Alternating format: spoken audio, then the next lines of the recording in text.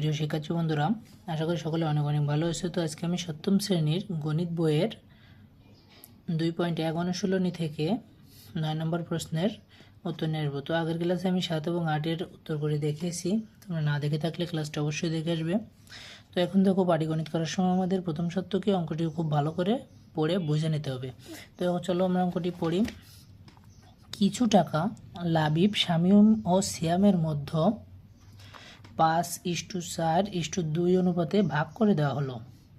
সিয়াম 180 টাকা পেলে লাবিব ও স্বামী কত টাকা পাবে?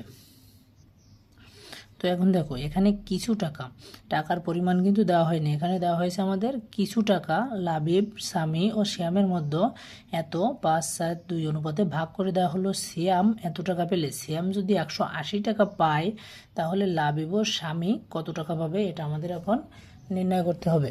তো চলো এটা আমাদের প্রথমে নির্ণয় করে ফেলি। তো এখানে আমাদের একজনের টাকা দেওয়া আছে শুধু সিয়ামের টাকা, এবং মোট আমাদের যে টাকার পরিমাণ সেটা কিন্তু আমাদের দেওয়া নেই। মোট টাকার পরিমাণ কত? কিছু টাকা। তো এখানে লিখতে পারি আমরা, দেওয়া আছে, যেহেতু আমাদের সিয়ামের টাকার পরিমাণটা দেওয়া আছে সেটু আমরা এটা লিখব আগে। দেওয়া আছে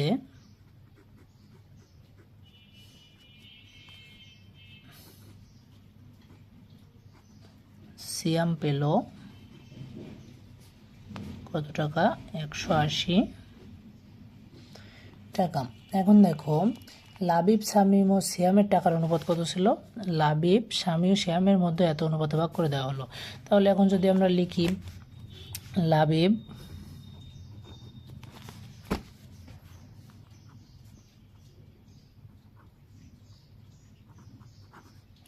স্বামী ও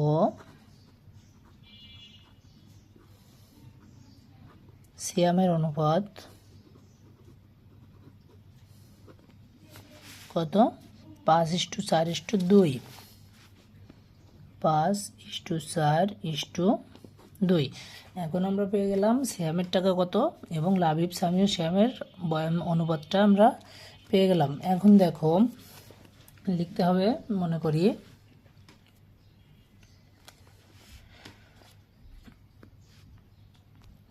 এখন দেখো, যেহেতু কারোর টাকার পরিমাণ কিন্তু আমাদের এখানে দেওয়া নেই, মোট টাকার পরিমাণও দেওয়া নেই, সেহেতু আমরা মনে করি একটা জিনিস লিখতে পারি, যে মনে করি, এটা কিন্তু আমাদের ধরে নিতে হবে, মনে করি লাবিব,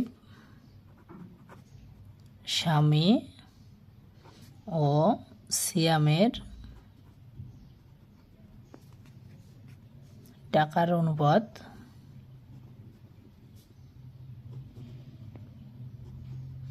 এখন আমরা এটাকে কি করব? ক ধরে নিব যথাক্রমে। যেহেতু আমাদের কোনো টাকার পরিমাণ দেওয়া নেই সেহেতু আমরা এখানে কি ধরে নেব?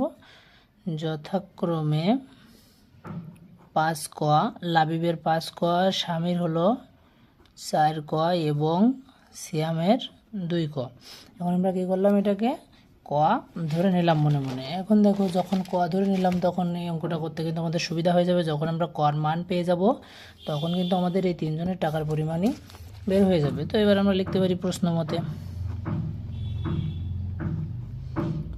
মতে যেহেতু সিয়ামের টাকা 180 টাকা কিন্তু সিয়ামের, তাহলে আমরা লিখতে পারি এখন সিয়ামের টাকার অনুপাত এখানে কত?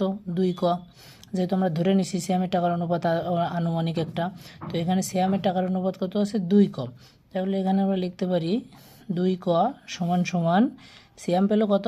180 টাকা। তাহলে সিয়ামের টাকার অনুপাতটা এখানে আমরা বসিয়ে দিলাম। এখন দেখো, এখান থেকে আমাদের কর মানটা বের করতে হবে। তাহলে বা ক সমান সমান 180/2 বা ক সমান সমান 90। এবার কিন্তু আমরা সিয়ামের টাকার অনুপাতটা এখানে পেয়ে গেলাম। তো এখন দেখো, আমাদের প্রশ্নেও কী দেওয়া রয়েছে?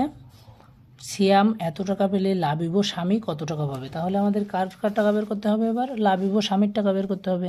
যেহেতু আমরা কর মানটা কিন্তু পেয়ে গেছি সেহেতু এবারে আমরা তাদের টাকার মানটাও বের করতে পারবো। তাহলে আমরা লিখতে পারি এখানে লাবিব পাবে,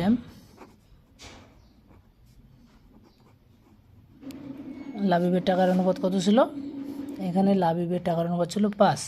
তাহলে লাবিব পাবে কত? 5 ক সমান সমান 5 × 90, 450 টাকা। এবার স্বামী, স্বামী কত পাচ্ছে? স্বামী পাবে, স্বামীর টাকার অনুপাত কত? 4। তাহলে এখানে আমরা 4 ক দিয়ে দেবো, সমান সমান 4 গুণিত 90, 4 9 36, 360 টাকা। এখন দেখো আমাদের উত্তর কিন্তু বের হয়ে গেল।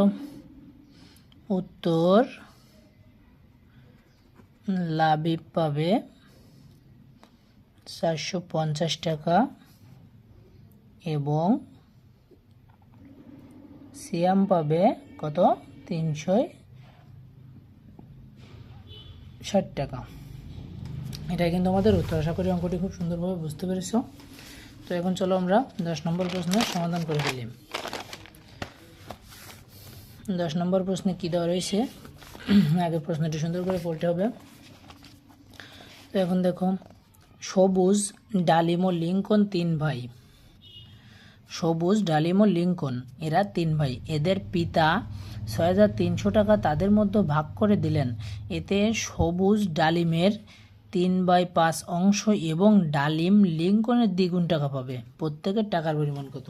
দেখো এটা কিন্তু একটু জটিল আকারে লেখা রয়েছে, যদি তোমরা সুন্দর করে বোঝো তাহলে অবশ্যই বুঝতে পারবে। তো এখানে তাদের পিতা তাদের মোট কত টাকা দিল? 6300 টাকা তাদের মধ্যে ভাগ করে দিলেন। এতে সবুজ ও ডালিমের এত অংশ এবং ডালিম লিঙ্কনের দ্বিগুণ টাকা পাবে। ডালিম কার দ্বিগুণ টাকা পাবে? লিঙ্কনের দ্বিগুণ টাকা পাবে। প্রত্যেকের টাকার পরিমাণ কত? তবে এখন দেখো এখানে কিন্তু লিঙ্কনের টাকার পরিমাণটা আমাদের বোঝা যাচ্ছে যে লিঙ্কন যে টাকা পাবে ডালিম তার দ্বিগুণ টাকা পাবে। লিঙ্কনের টাকার পরিমাণের থেকে ডালিমের টাকা হবে দ্বিগুণ। তাহলে প্রথমে আমাদের কি করতে হবে? লিঙ্কনের টাকাটা বের করতে হবে।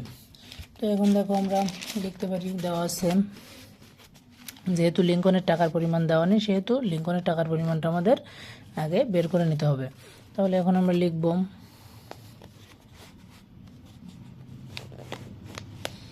দেওয়া আছে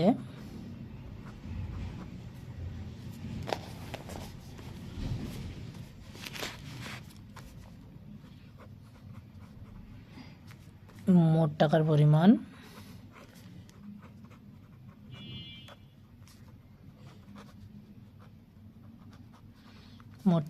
কত? 6300 টাকা। তো এখন লিঙ্কনের টাকা কিন্তু আমাদের উল্লেখ করা আছে, লিঙ্কনের টাকা দ্বিগুণ টাকা পাবে কে?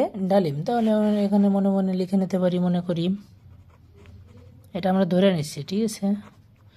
লিঙ্কনের টাকাটা আমরা মনে মনে ধরে নিলাম, মনে করি লিঙ্কন পায় সমান সমান ক টাকা। লিঙ্কনের টাকার পরিমাণ আমরা কত ধরে নিলাম? ক টাকা। তাহলে অতএব ডালিম পায়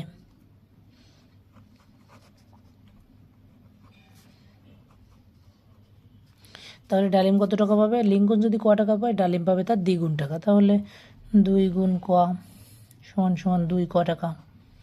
তাহলে ডালিম আমাদের কত টাকা পাচ্ছে? ডালিম পাচ্ছে 2 ক টাকা। এবার সবুজ পায়, সবুজ পায় সমান সমান, এখন দেখো সবুজ ডালিমের এত অংশ এবং এতে সবুজ ডালিমের এত অংশ পায়। তাহলে সবুজ পাচ্ছে কত? ডালিমের এত অংশ। তাহলে ডালিম কত পাচ্ছে আমাদের? 2 ক। এখন 2 ক এর এবার ডালিম সবুজ কত পাচ্ছে? এত অংশ। ডালিম পাচ্ছে 2 ক টাকা, এর এত অংশ পাচ্ছে কে? সবুজ। এত অংশ টাকা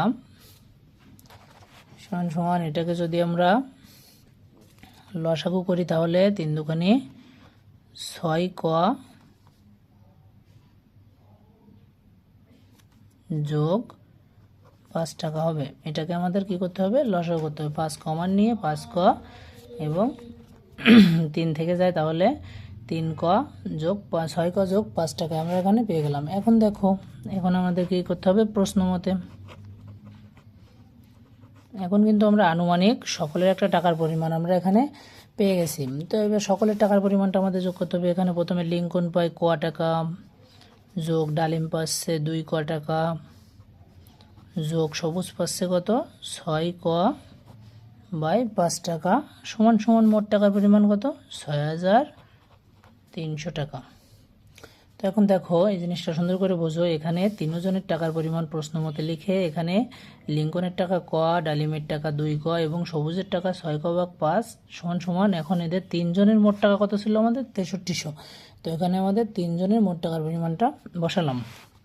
তো এটা আমরা এবার ক্যালকুলেশন করব। এখানে আমরা প্রথমে লসাগু করব 5 দিয়ে, তাহলে 5 দিয়ে করলে 5 অক্ষে 5, 5 দিয়ে করে গুণ হয়ে যাবে 5 ক, 5 অক্ষে 5, 5 দুগুণে 2, 10 ক যোগ 6 ক, 5 অক্ষে 5 1 থাকে সমান সমান 6300।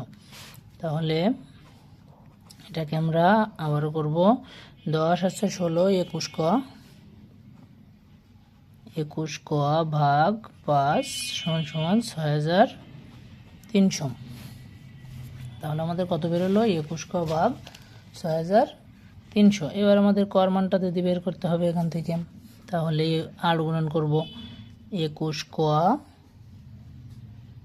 সমান সমান 21 কর সঙ্গে আমাদের 1 যোগ আছে, এই জন্য আমরা একবারে করে দিলাম। এবার এপাশে গিয়ে 6300 গণিত 5। এখন দেখো 8 গুণন করলে এর নিচে তো 1 আছে, সেহেতু 21 ক বসে গেল এবং 6300 গুণ 5 বা 21 ক সমান সমান 0 0 3 5 15 5 5 ছক 30 আর 1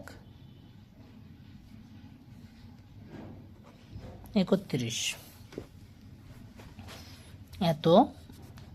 এখন আমরা কি করব? কর মানটা বের করব, বা ক সমান সমান 31500 ভাগ 21, অতএব ক সমান সমান 1500 টাকা। এটাকে ভাগ করলে আমাদের কত টাকা হবে? 1500 টাকা। এটা তোমরা ক্যালকুলেটর দিয়ে ক্যালকুলেশনটা করে নেবে। তো এখন আমাদের ক টাকার পরিমাণ কিন্তু বের হয়ে গেল। দেখো এখন আমাদের প্রশ্ন মতে এটা করে সবার টাকার পরিমাণ লিখে মোট টাকা লিখে এখন এটা ক্যালকুলেশন করে আমাদের কি বের হলো? ক টাকার পরিমাণটা বের হয়ে গেল। তো এখানে আমাদের কত টাকা পাবো? এবার প্রত্যেকের টাকার পরিমাণ কত সেটা আমাদের বের করতে হবে। তাহলে অতএব ক টাকা হলো, এখানে দেখো লিঙ্কনের টাকার পরিমাণ কত ছিল? ক। তাহলে কর মান তোমরা পেয়ে গেছি, তাহলে লিখতে হবে লিঙ্কনের টাকার পরিমাণ। লিঙ্কন পাই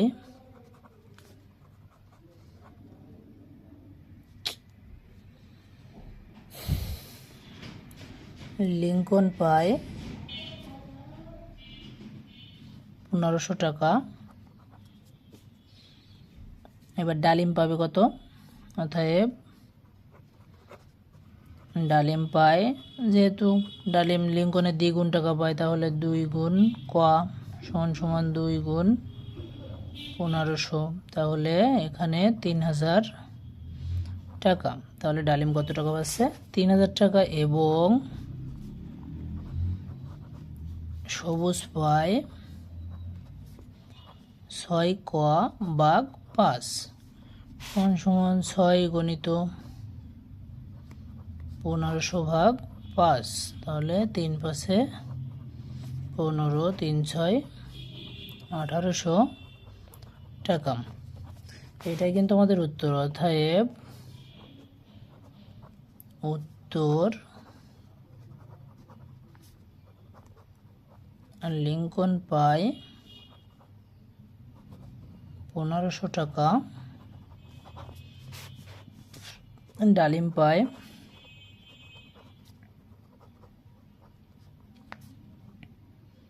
3000 টাকা এবং সবুজ পায় কত? 1800 টাকা। আশা করি খুব সুন্দরভাবে বুঝতে পেরেছ। তো আজকের ক্লাসটি এই পর্যন্ত। তো পরবর্তী ক্লাসে তোমাদের 11 এবং 12 নম্বর প্রশ্নের উত্তরটি করে দেখাবো। তো সে পর্যন্ত সবাই ভালো থাকো, সুস্থ থাকো। ধন্যবাদ সবাইকে।